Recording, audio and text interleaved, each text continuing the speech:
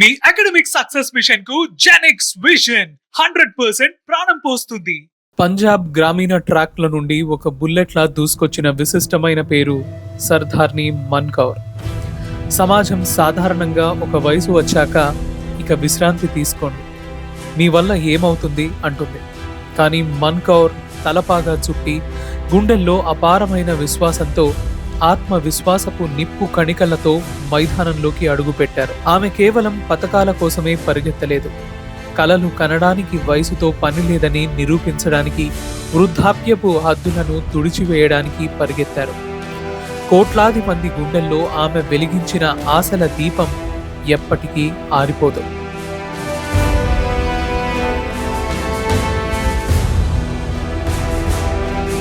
Cricket మైదానంలోకి వస్తే చిన్నతనంలో ఎన్నో సవాళ్లు, నిరుత్సాహపరిచే మాటలు విన్న ఒక అమ్మాయి ఉంది. ఆమె షఫాలి వర్మ.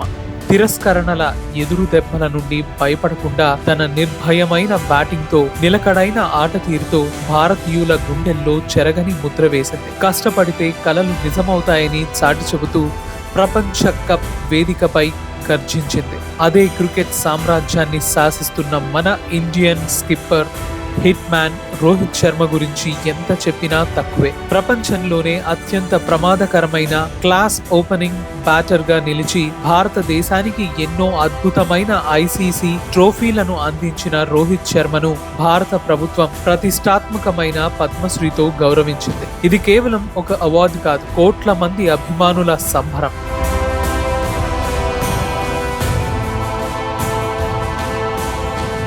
చైనాలోని షాక్సింగ్ లో జరిగిన ఏషియన్ రిలేస్ ఛాంపియన్షిప్స్ 2026లో మన అమ్మాయిలు సృష్టించిన సునామీ మామూలైనది కాదు. శ్రభాని నందా, ఎస్ఎస్ స్నేహ, సుదేష్ట శివశంకర్ మరియు తమన్నాలతో కూడిన నలుగురి లయబద్ధమైన శ్రమ, అద్భుతమైన బ్యాటన్ ఎక్స్చేంజ్ మరియు మెరుపు వేగం కారణంగా కేవలం 43.85 సెకండ్లలో రేసును ముగించి స్వర్ణ పతాకాన్ని ముద్దాడారు. ఆసియా వేదికపై భారత జెండా రెపరెపలాడింది.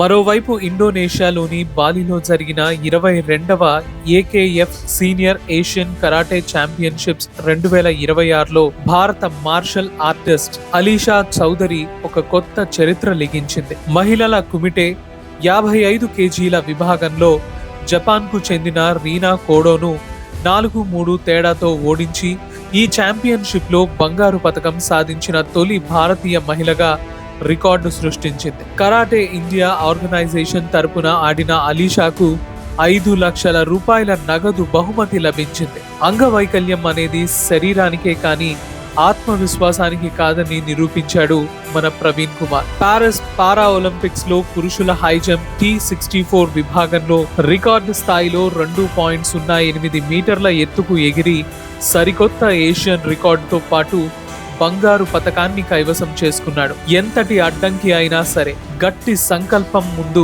చిన్నదే అని నిరూపించిన నిజమైన విజేత ఇతను. చైనాలో జరిగిన 2026 ఆర్టిస్టిక్ జిమ్నాస్టిక్స్ ఏషియన్ ఛాంపియన్షిప్స్ లో భారత జిమ్నాస్ట్ అక్షత్ బజాజ్ తన అద్భుతమైన నైపుణ్యం మరియు సమతుల్యతతో రజత పతకాన్ని సాధించి దేశం గర్వించేలా చేశాడు. కఠినమైన ఈ క్రీడలో అక్షత్ సాధించిన విజయం ఎందరో యువ జిమ్నాస్టులకు స్ఫూర్తిదాయకం. అలాగే ఏబీసీ మెన్స్ వాలీబాల్ కప్ 2026లో టీమిండియా న్యూజిలాండ్ ను 3-0 తేడాతో క్లీన్ స్వీప్ చేసి పవర్ఫుల్ ప్రదర్శన ఇచ్చింది. బలమైన సర్వింగ్, అద్భుతమైన బ్లాకింగ్ తో కివీస్ జట్టుకు చుక్కలు చూపించారు మన కుర్రాళ్ళు. ఆక్లాండ్ లో జరిగిన FIH women's nations cup 2026 final match ఆతిథ్య న్యూజిలాండ్ జట్టును వారి సొంత గడ్డపైనే 2-0తో ఊడ్చేసి టైటిల్ ను కైవసం చేసుకుంది భారత మహిళల హాకీ జట్టు. క్రమశిక్షణతో కూడిన డిఫెన్స్, అద్భుతమైన ఫినిషింగ్ తో